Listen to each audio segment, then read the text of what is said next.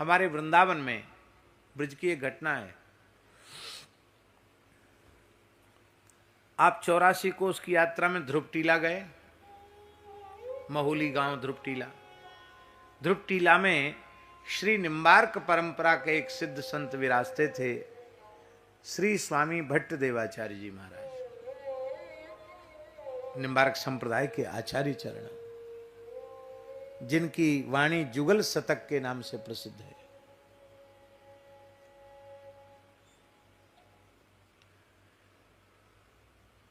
उनका दर्शन करने एक ब्राह्मण बालक राजस्थान की धरती से पैदल चलकर आया। बड़ी श्रद्धा लेकर आया और उस बालक ने साष्टांग प्रणाम किया। बालक कहाँ से आए? बोले मैं राजस्थान से आया हूँ, विप्र बालक हूँ। मेरे पास कैसे आए? बोले संतों से आपके बारे में बहुत कुछ सुन रखा था, तो आपके चरणों में अपना संपूर्ण समर्पण करने आया हूँ। आप मुझे संन्यास दीक्षा दीजिए, विरक्त दीक्षा दीजिए और मेरे जीवन को सफल बनाइए। तो उन्होंने कहा, बेटा तुम मेरा दर्शन करने तो आए हो, लेकिन मेरे दर्शन में कुछ विशेषता तुम्हें दिखाई पड़ रही है क्या? बालक ने कहा कि आप एक अच्छे संत हैं, दिव्य आपका स्वरूप है, बाकी कोई अलग से कोई विशेषता नहीं दिख रही है। अच्छा, तो अभी तुम्हें हमारा दर्शन ही नहीं हुआ, और जब दर्शन ही नहीं हुआ तो फिर तुम दीक्षा क्या लोगे? इसलिए तुम जाओ, पहले साधन करो, दर्शन की योग्यता प्राप्त करो। क्या आज्ञा है? ले श्री गोवर्धन चले जाओ गिरिराज जी, और 12 वर्ष तक अखंड गिरिराज जी की परिक्रमा करो। युगल नाम जपते हुए राधा कृष्ण जपते हुए 12 वर्ष गिरिराज जी की परिक्रमा करो। बालक दंडवत करके चला गया, 12 वर्ष परिक्रमा करके लौटा, फिर ध्रुवटीला आया। अब क्या दिख रहा है? बोले अब गुरुजी आपका दिव्य स्वरूप, उसमें से एक विशेष कांति प्रकट हो रही, वो दिखाई पड़ रही है। बेटा अभी थोड़ा दर्शन हुआ है, पूरा दर्शन नहीं हुआ। जाओ 12 वर्ष फिर साधन करके आओ। वही साधन, फिर 12 वर्ष युगल नाम लेके फिर परिक्रमा की। अब की बार लौट कर आए, साष्टांग प्रणाम किया। अब क्या दिख रहा है? बोले गुरुदेव अब तो लगता है कि आपके रोम रोम से ज्ञान, भक्ति और वैराग्य का रस उद्वेलित हो रहा है। आपका दर्शन करके इतना आनंद हो रहा है कि मैं वर्णन नहीं कर सकता। मेरे शरीर में सात्विक भावों का उद्रेक हो रहा आपका दर्शन करके। बोले हाँ, अभी भी पूरा दर्शन नहीं हुआ, जाओ फिर साधन करके आओ। फिर 12 वर्ष युगल नाम जप करते हुए गिरिराज जी की परिक्रमा। कितने साल हो गए? 36 हो गए ना। 36 वर्ष का साधन करके आए। बोले अब क्या दिख रहा है? बोले जो दिख रहा है उसका मैं वर्णन नहीं कर सकता। कहा कहो, कुछ तो कहो, क्या दिख रहा है? तब आपने रोते हुए कहा, आपकी गोद में दाहिनी जंघा पर श्री कृष्ण बैठे हैं, आपकी गोद में बाईं जंघा पर राधा रानी बैठी हैं, और आप युगल सरकार को अपनी अंक में समेट करके विराजमान हैं। बोले हाँ, अब तुम्हें हमारा पूरा दर्शन हुआ। और उस बालक को उन्होंने दीक्षा दी और उनका नाम रखा श्री स्वामी हरिव्यास देवाचार्य जी महाराज। इन हरिव्यास देवाचार्य जी महाराज की ही परंपरा का स्थान है श्री सलेमाबाद निम्बार्क तीर्थ, किशनगढ़ के पास में है ना, किशनगढ़ के पास में है। राजस्थान का निम्बार्क परंपरा का वो आचार्य पीठ है। ये वहां की घटना है।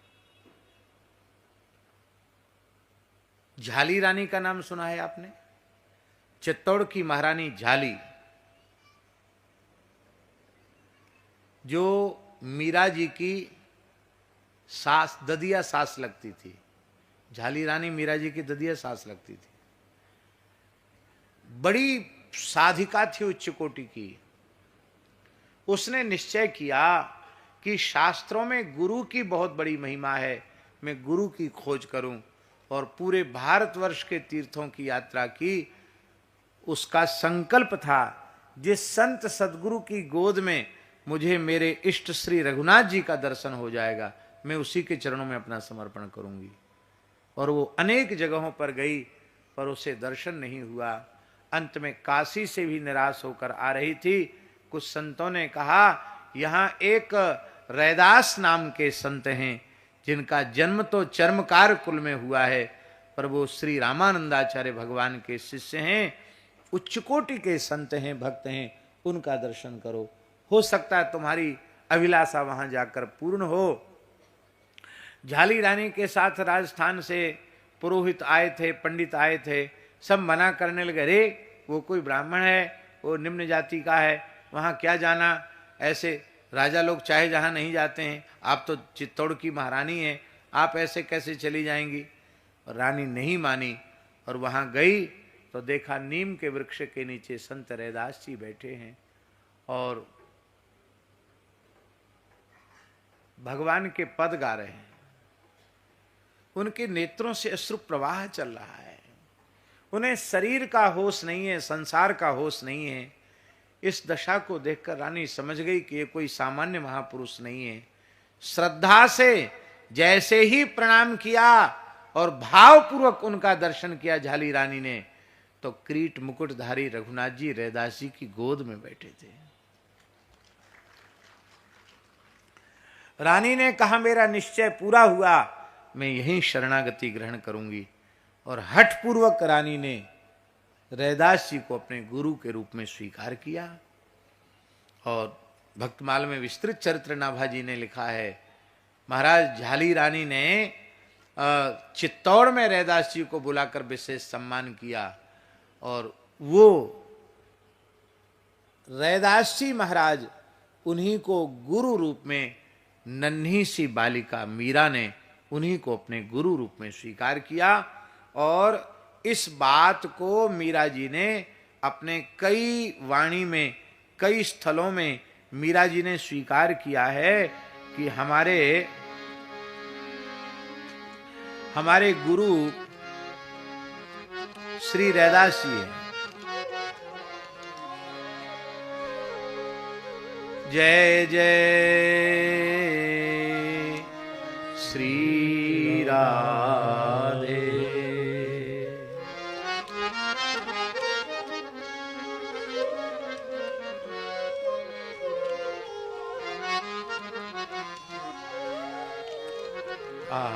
क्या कहना है।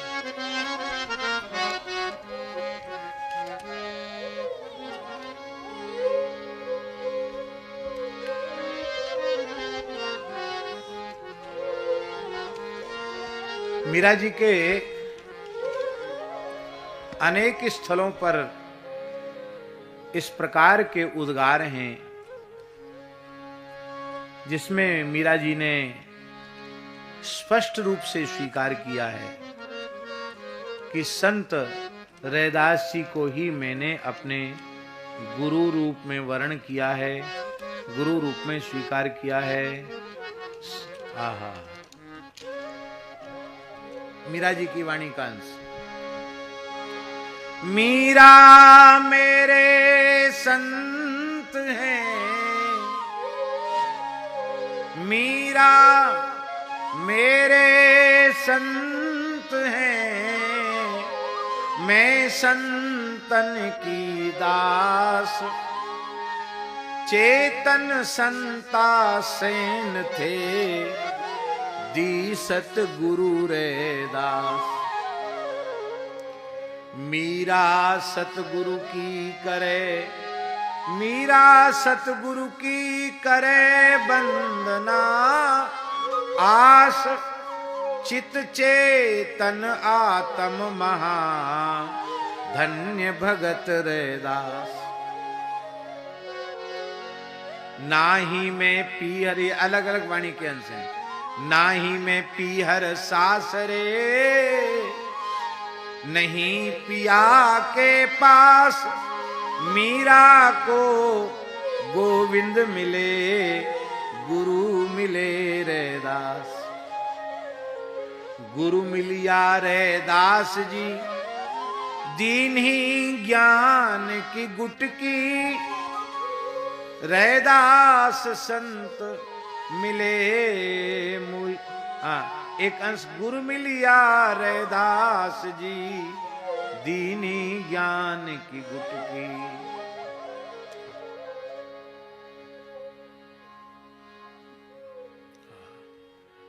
बोलो श्री रैदास जी महाराज की। देखिए, कहने का आशय ये है वस्तुतः संत का दर्शन। तो भगवत साक्षात्कार का भी फल संत दर्शन है, पर ये संत दर्शन भगवत साक्षात्कार का फल है, ये बात तब समझ में आती है जब भगवत साक्षात्कार हो जाता है। ये संत और भगवंत, ये इनका अन्योन्याश्रय संबंध है। अन्योन्याश्रय जानते हैं? संत की कृपा के बिना भगवत प्राप्ति नहीं होती, और भगवान की कृपा के बिना संत नहीं मिलते। बिनु हरि कृपा मिले ही नहीं संता। बिना हरि की कृपा के संत नहीं मिलेंगे, और बिना संत की कृपा के हरि नहीं मिलेंगे। इसी को कहते अन्योन्याश्रय। इसलिए जीवन पर्यंत हरि और हरिदासों का आश्रय लेकर रहना चाहिए। सब संतन मिले निर्णय कियो, मथि श्रुति पुराण इतिहास। भजवे को दोई सुघर कह हरिदास।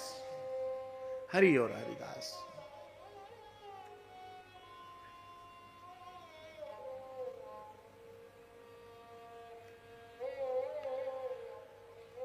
अन्योन्याश्रय को एक उदाहरण देकर हम आपको समझाते हैं। एक कोई व्यक्ति सूरत में आए और अमुक मोहल्ले में अमुक व्यक्ति से उनको मिलना था, और वो पता ठिकाना पूछते हुए उस मोहल्ले में पहुंच गए। अब मोहल्ले में तो कई मकान हैं, कैसे पता चले कि जिसके पास हमें जाना है ये उसी का घर है?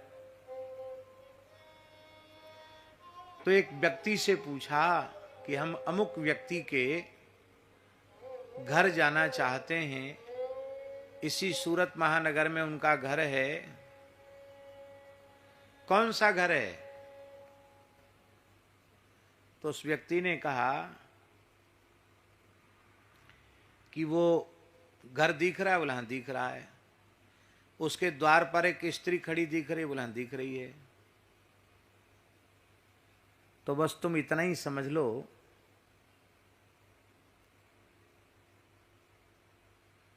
यस्येदम गृहिणी तस्येदम गृहम। यस्येदम गृहिणी तस्येदम गृहम। ये जिसकी यस्येदम गृहिणी, ये जिसकी घरवाली है, ये उसी का घर है। तो पूछने वाले ने कहा कि अरे भाई, हम पूछ रहे अमुक व्यक्ति का, तुम कहते यस्येदम गृहिणी तस्येदम गृहम। यस्यायम गृहिणी तस्येदम गृहम। हम पूछते कस्यायम गृहिणी, ये किसकी गृहिणी? बोले यस्येदम गृहम। जिसका घर है उसकी घरवाली है, जिसकी घरवाली है उसका घर है। इसको कहते अन्योन्याश्रय। वस्तुतः संत रूप में भगवान ही धरती पर पधारे, सद्गुरु रूप में भगवान ही धरती पर पधारे हैं। हमें विश्वास नहीं होता, हमें श्रद्धा नहीं होती है, पर वस्तुतः संत की ऐसी ही महिमा है। बोलो भक्तवत्सल भगवान की जय। जय जय श्री राधे। कोई भी संत साधारण नहीं होता। एक सच्ची घटना हम आपको सुनाएं। पंजाब होशियारपुर में एक बहुत बड़े भृगु संहिता के विद्वान थे, पूज्य पंडित श्री अमृतानंद भृगु शास्त्री। उनके पास एक व्यक्ति गए, राजस्थान के, किसी काम से गए, कुछ पूछने गए होंगे। तो उन्होंने परम श्रद्धेय स्वामी श्री राम सुखदास जी के बारे में प्रश्न किया। नाम नहीं लिया उनका, कहा एक संत हैं, उनके प्रति हमारी बड़ी पूज्य भावना है, उन संत के पूर्व जन्म के बारे में आप कुछ बताइए। तो पंडित जी ने कहा वो संत तो अभी भी हैं। कहाँ हैं? बोले ऋषिकेश में गंगा तट पर हैं। गीता जी का प्रचार प्रसार करने वाले हैं और वे पूर्व जन्म के महात्मा विदुर हैं। क्या कहा? पूर्व जन्म के महात्मा विदुर हैं। अब देखो कितनी ऊंची बात है, कितनी विलक्षण बात है। और वस्तुतः उनका जो अगाध ज्ञान था, उस अगाध ज्ञान को और उनकी अद्भुत सूक्ष्म आध्यात्मिक जो दृष्टि थी, चिंतन था, उसको देखकर लगता था कि निश्चित ही भी कोई सामान्य व्यक्ति नहीं है। तो कौन किस रूप में आया है इसको कहना बहुत कठिन है। बोलो भक्तवत्सल भगवान की जय। तो संत का दर्शन वो भगवत दर्शन का भी फल है।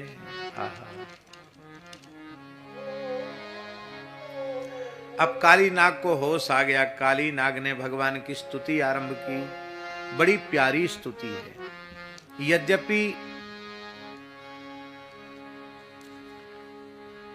केवल 4 ही श्लोक हैं इस स्तुति के, केवल 4 श्लोक, पर बड़ी विलक्षण स्तुति है। स्तुति में प्रायः स्तुत्य का गुणगान होता है। विठल जी जिसकी हम स्तुति करते हैं उसका गुणगान करते हैं, लेकिन ये ऐसी विचित्र स्तुति है जिसमें वो भगवान का गुणगान नहीं कर रहा है, अपने दोषों का वर्णन कर रहा है और सारा दोष भगवान पर मढ़ रहा है। फिर भी भगवान इस पर प्रसन्न हो गए। आप कहेंगे ऐसी क्या विशेषता है इसकी स्तुति में जो भगवान इस पर इतने राजी हो गए। महाराज जी ये 4 श्लोकों में भगवान की स्तुति करता है और भगवान 4.5 श्लोकों में इससे बातचीत कर रहे हैं। स्तुति 4 श्लोकों की है और भगवान का वक्तव्य 4.5 श्लोकों में। ऐसी कौन सी बात है जिस पर ठाकुर जी इतने रीझ गए।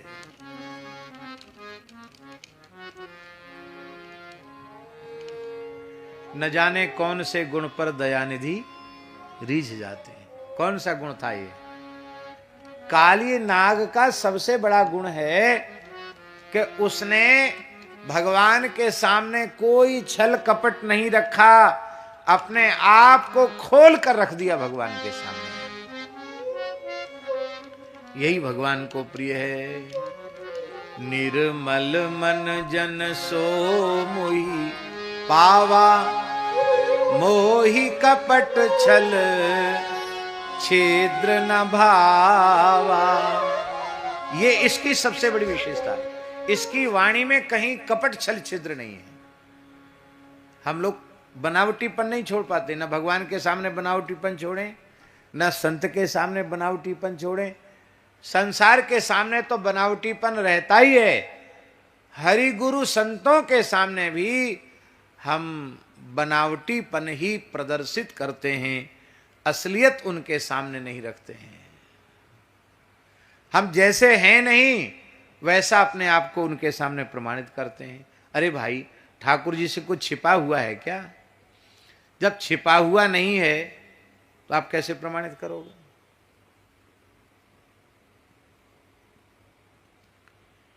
ऊंची कक्षा पर पहुंचे हुए जो जीव होते हैं उनके भी दृष्टि के सामने कुछ भी नहीं छिपता है। स्मरण नहीं करना चाहिए, फिर भी मैं स्मरण कर रहा हूं। हमारे शरीर की जन्मदात्री माता अस्वस्थ थी, माता जी।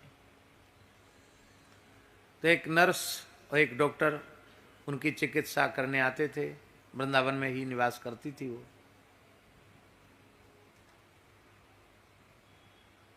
तो माता जी ने वो नर्स जो सेवा में आई उनसे पूछा कि तुम्हारा नाम क्या है? तो नर्स बोली मेरा नाम है राधे।